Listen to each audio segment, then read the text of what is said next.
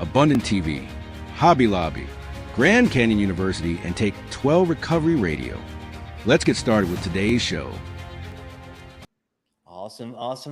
All right. Welcome, ladies and gentlemen, to another episode of our Act Social. We've been joking around these last few episodes and saying we shouldn't have called this the Act Social podcast. We should have called it the Message in Everybody's Mess podcast, because it seems like as we talk to everyone, especially those in ministry, we find these really neat stories of how God has allowed us to go through times and taught us through those times with our character and our trust in Him, especially, and how it's amazing at the end. We always look back and not one single person so far has ever said, I would have changed something. Everybody says, I would not have changed a thing. It's why I am who I am today. And I trust God now today more because of that life situation. So that's really neat.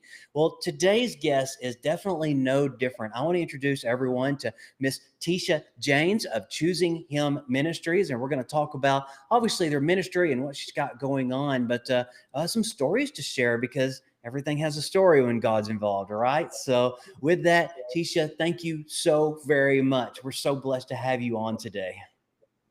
Hey, Sean, thank you so much for having me. It is always an honor to get to share God's goodness and get to share why you are who you are and where you've come from, because it's definitely not by anything that I have done. So getting to share His goodness is an honor. So thank you. Absolutely. Well, I want to first dig in and congratulate you on Choosing Him Ministry. What an outfit that has really grown to be, with all the verticals you guys have going on and the relationships and things like that. So I want to introduce the audience to that. But in talking with Andrea just a little bit earlier in one of our earlier shows, especially, she was really excited to get us connected because your God story is one that I don't think the audience is going to forget anytime soon. It's got a lot of neat stuff to it. So if you want, I'll kind of give you the floor. I think that's what the audience is waiting to hear, is to talk about that. So okay. Well, let me preface my story by saying I'm a pastor's daughter. I grew up three girls at a very conservative, non-denominational Christian church. So when you're going to hear me talk about the things that I've heard from God, there's some things that are probably outside of what you would be considered, I don't know, the very conservative side. So when I say I heard God say, I don't say those words lightly or flippantly, because it was definitely not something I was taught or a normal vocabulary in my Christian walk. So you're going to hear that as I say some things in a little bit that I intentionally say, because it was so outside of anything I had in my relationship with Christ, anything I'd ever experienced before. Yes. Wow. Okay. All right. So I'll take it back where it starts. I was like, are you sure you want to hear my story? And Andrew was like, yes, you've got to share your story. Okay. So like I said, I grew up as a pastor's daughter, oldest of three girls. Just a wonderful, I'll tell you, if we ever saw a family that was like Leave It to Beaver, that's kind of what I felt like my life was like. Yeah. It was just pure, it's simple, very innocent. My father was just somebody who was everybody's friend, all at the same time, just very loved. And so that was my freshman year. I had gone to Auburn. The family had gone on vacation with my dad's brother and down to Panama City. And so I was meeting them back at home to go Easter dress shopping. We did that every year. That was just a ritual, because you always had to have new hose, new shoes, new hat, new dress for Easter. Of course. So even at that age, I had gone home. I was waiting on them to come, and there was just something in my spirit. I kept going, where are they? Where are they? Because we didn't have cell phones back then. You had a car phone, but you couldn't just call and chat. You had to take the whole bag and plug it up. And, this was back in 92. Remember those days. Yeah. Yeah. So about that time, I got a call from, no, it wasn't. I kept calling, nobody answered. Sorry.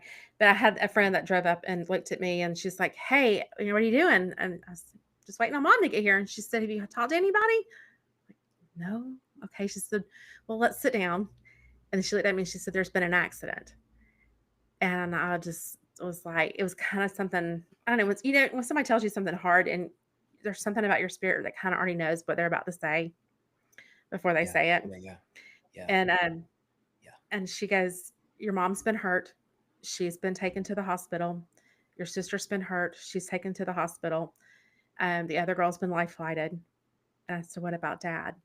And I said, he didn't make it, did he? And he didn't. And so that was the beginning of what I say was, like you said, very hard, but a very beautiful mountaintop experience between me and God. At that time when mom went, I'm trying to put some pieces here together and what I want to share. So you might have to edit some of this out. Okay. It's okay. No problem. But so we were there a month. They had told us she probably wouldn't make it in the hospital. Lots of surgeries. My sister was still in the hospital. My middle sister, who would have been driving, but not in the accident, she and I were left to go and plan the funeral by ourselves. So we went back to church. We planned the funeral. We had the funeral. There were 6 miles of cars headed to the cemetery. I mean, it was 2,500 people. Like it was a big deal. It was a big deal for us, but what it didn't do though is provide the unity between our family, as far as you have my mom and my sister who didn't get the closure of being able to say goodbye. Right. And then you've got Tisha, how old were you then? How old were you then? I was 18. 18. I was 18. Yeah. And my other sister she had just turned 16, and then the baby sister was 13. So, yeah, I mean, pretty formative years. So, long story short, with that, it took mom 2 years to recover from surgeries. She was okay. Baby sister's okay. She healed. So, I go back, it's time, your life kind of has to go on. Your moment stops when hard things happen. And then it's like, okay, what is life going to go on from here? Well, I went to Auburn, found a husband, got married, moved away for about 12 years, kind of did my own thing for a bit, but, let me, sorry, Sean, I should have written this out a little bit better. No, it's been it's a while fine, since Tisha. I apologize. But this was probably one of the monumental things, and it's going to mirror what I'm going to tell you about in a minute. But when mom was in the hospital, I came home one night just to check on bills, get clothes and stuff. I mean, we're back and forth.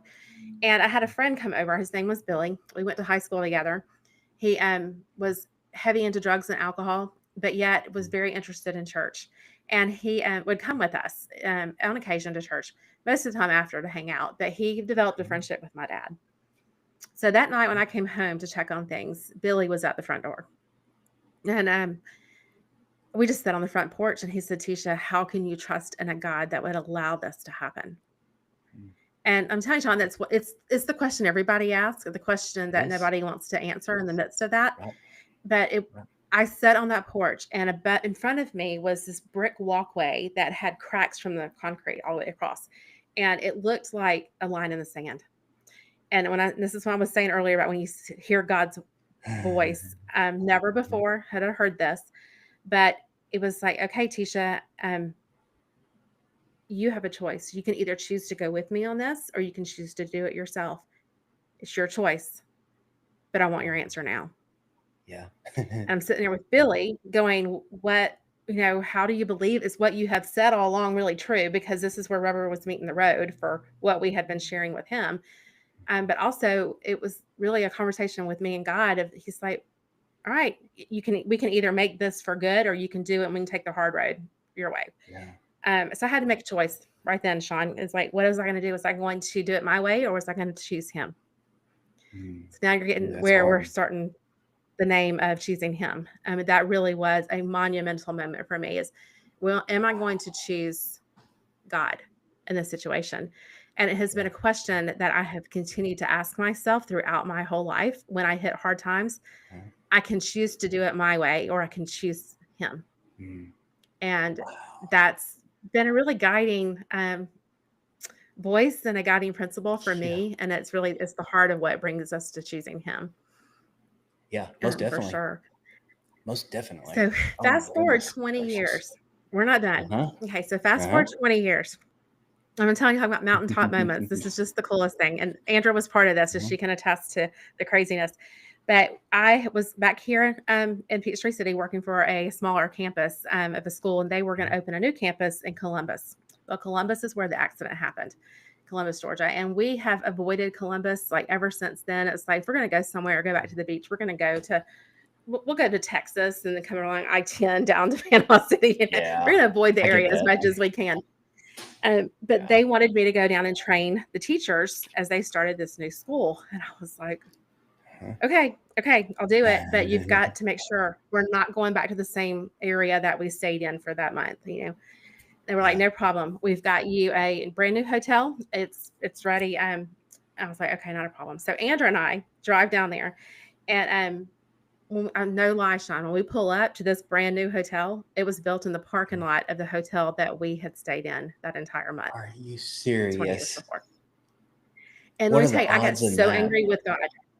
Well, I got angry. And I think it's probably the Yeah. first time in my life that I've ever been that angry with God, because I was like, of all the stuff that I've prayed for, this was an easy thing. This was not hard for you. You didn't have to move mountains to not put us in this hotel. Like, I was so angry. I went to that window and I was looking out, and as I began to see, I could see the hospital in the distance. I could see the restaurants that we ate at. And the more that I just looked, I mean, the anger that was welling up in me was just, I mean, I could just feel it physically, just furious at God, going, really? Like, do you not care enough to even be able to filter out this kind of stuff?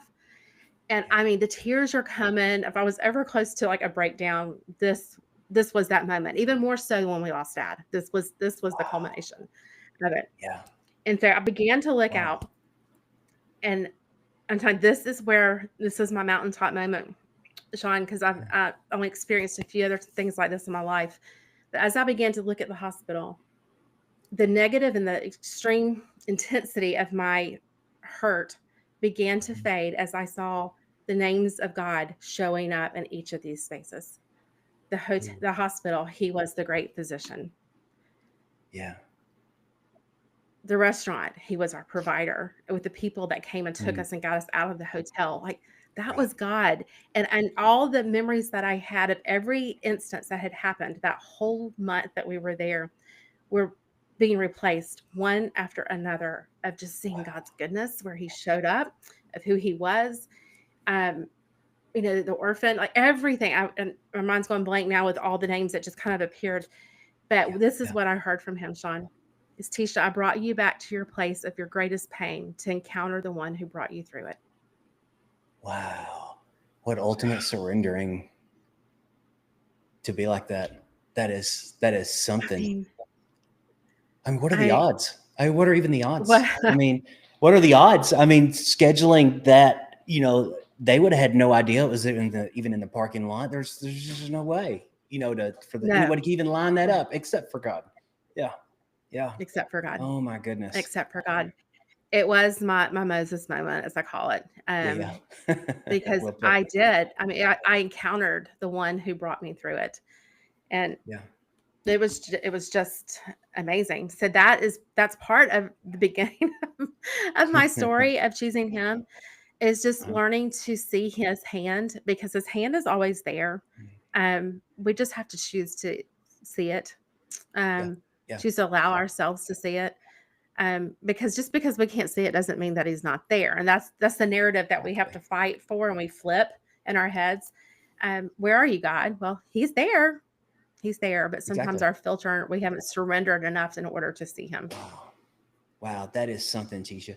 And I assume from the time that you were sitting on that porch talking to the gentleman that was, your dad, the person you went to school with, that was going through some problems, I assume that from that point of choosing Him, that line in that crack in that line in the sand that was there, I assume that probably a lot more spiritual warfare started happening, because you were surrendering to Him from that point forward and going through stuff. Because that's kind of the best way to judge if you're going the right direction, kind of too. It does. And I think sometimes we think when we hit these moments and that we do surrender, and our life is now in a path of a full surrender and full ministry, and we've had that one moment, and so now we're good. And my story, what I just told you, was in the making of 20 years. That was 20 years in between the time when Dad died and when I finally came to full surrender.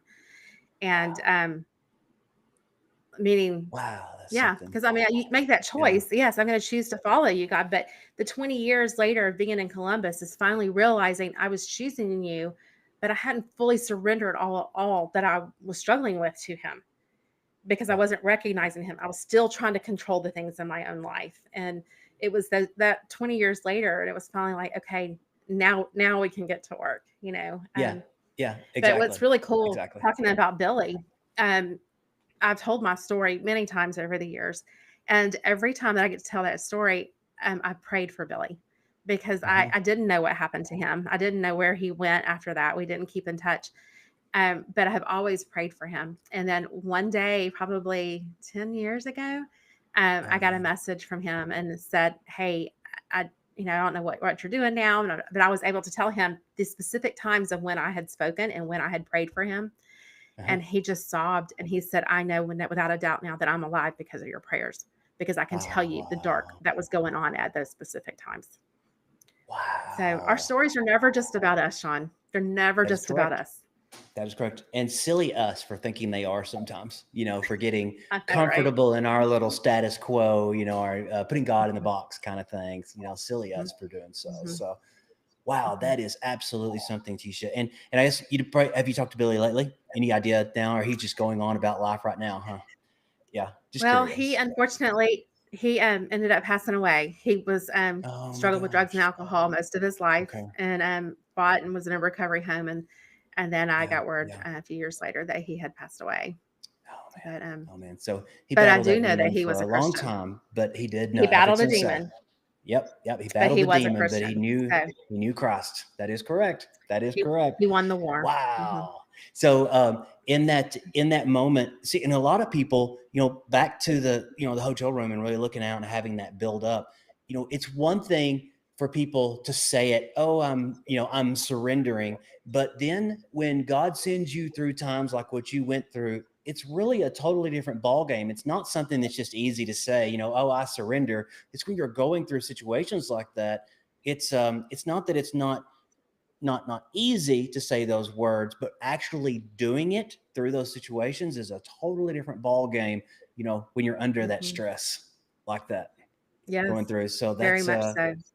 it's harder to put one foot in front of the other when it actually hits the road. A lot of people will say, "Oh, I would do this," but they really don't know until they've been in that situation Don't know.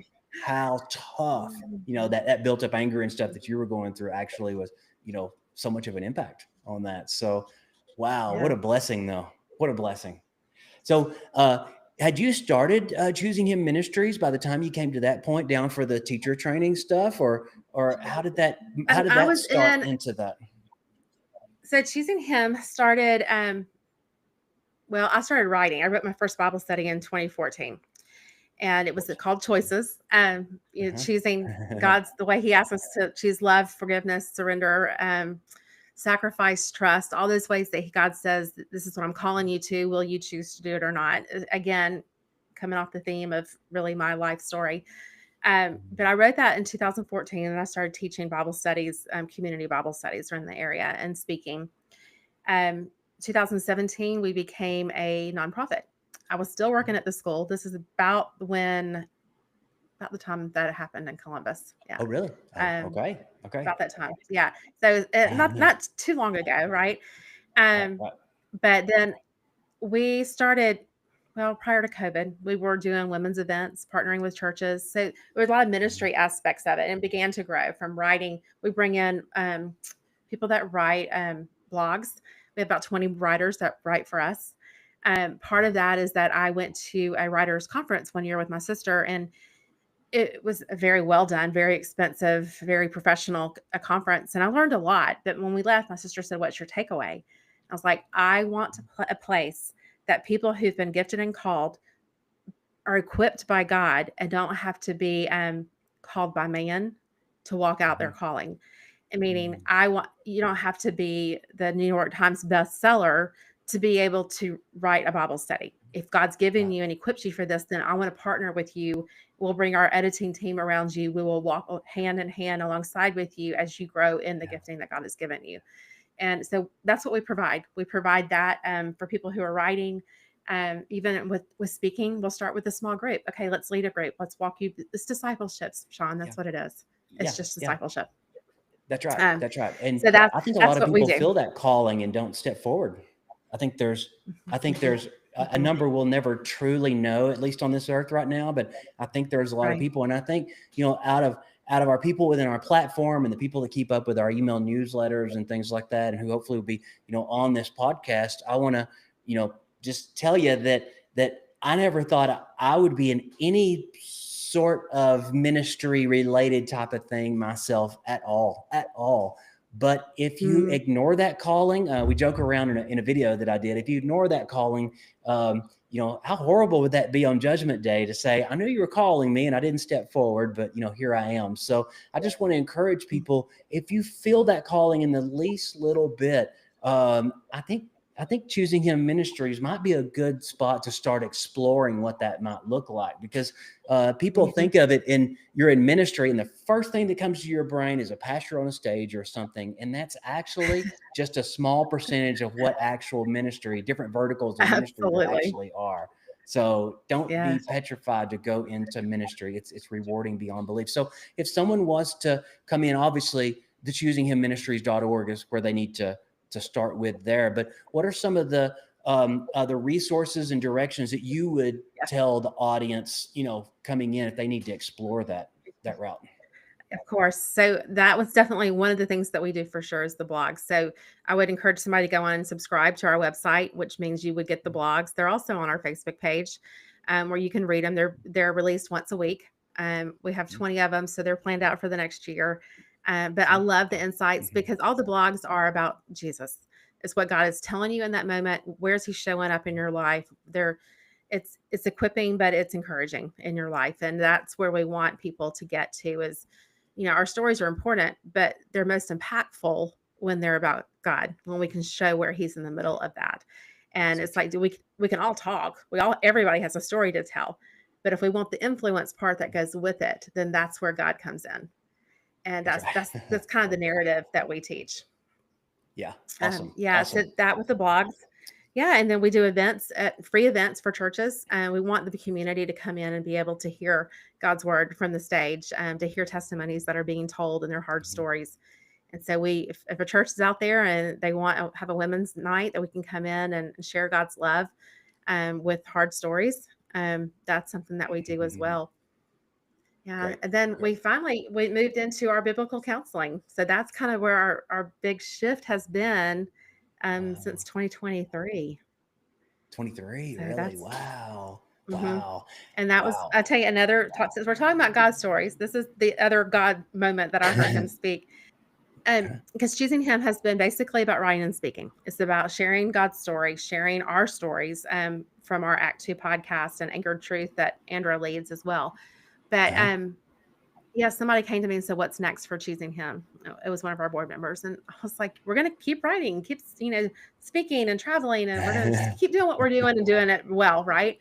And they're like, no, what's next? And one of the things about our events is that we tell hard stories. We don't get up there and say, Jesus, Bible, God, prayer, He's my friend, everybody love Jesus, go home, because that's not the reality of Christian life.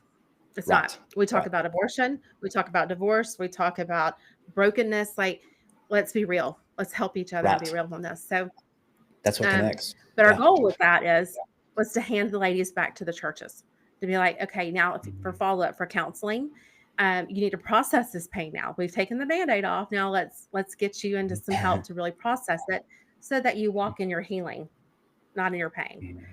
And Sean, we realized after this conversation then that their churches don't have counselors on staff anymore. And it's really hard to find good Christian counselors. So we were leaving these women with either sitting across the counter from a pastor who's probably not trained in counseling, he, as well as a broken woman to sit across the table from a man pouring out her heart. And that's not a good opportunity. From a Christian perspective, that's not the best opportunity. So we're like, maybe this is what God. So I went to bed that night and I was like, I don't even know what was this guy talking about? Like, what are we supposed to be doing? And it was like a blueprint across my ceiling again. And God going, this counseling that you've been wanting to hand people off to is exactly what I'm calling you to start. Awesome. I was like, okay. So I hired a counselor to come in and get us all set up, got everybody trained under AACC, and we have an office now.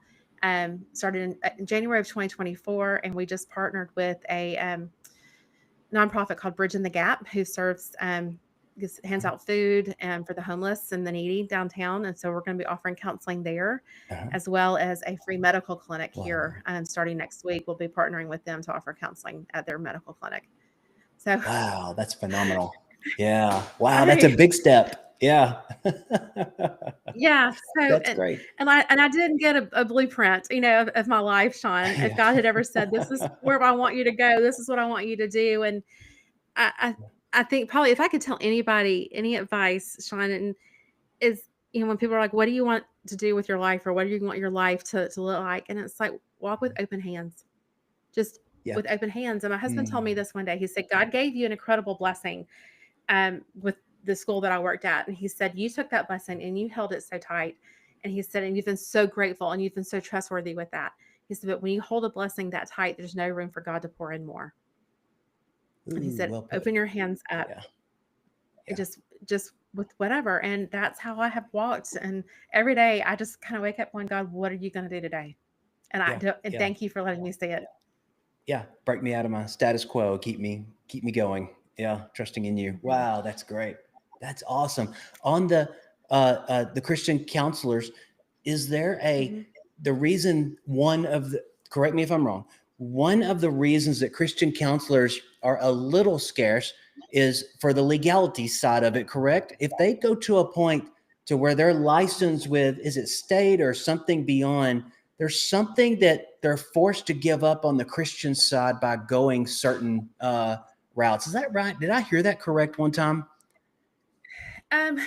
I'll say the reason we chose not to be licensed professional counselors, which are LPCs, so that's state licensed, where you would take your board certified, is that there are regulations as far as what, if your client were to come in and talk about their faith, then yes, you can entertain that.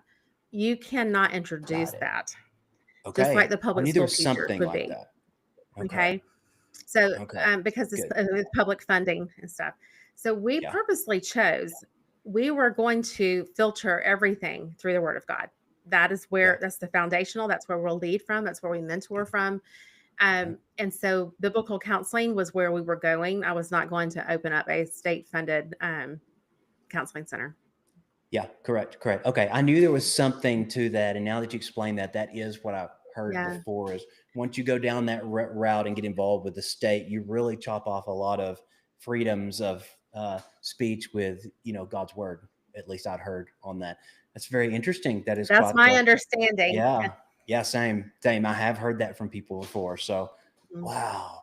Okay. So 2024, this vertical within Choosing Him is opened, and it's going, I assume it's obviously going good today on that. Yeah. It is. Georgia, we have 4 counselors. You're Georgia based. Georgia. We're in Newton. Okay. We're in Newton, Georgia, but we're also virtual, so we can serve anybody anywhere. We have 4 counselors, all have different specialties, from addiction to divorce and family, grief and loss, and even teens.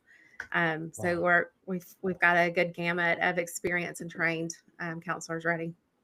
Exactly. And anyone looking for a new career that hasn't gone, this route, that interest there, that is another form, absolutely, of ministry. Absolutely.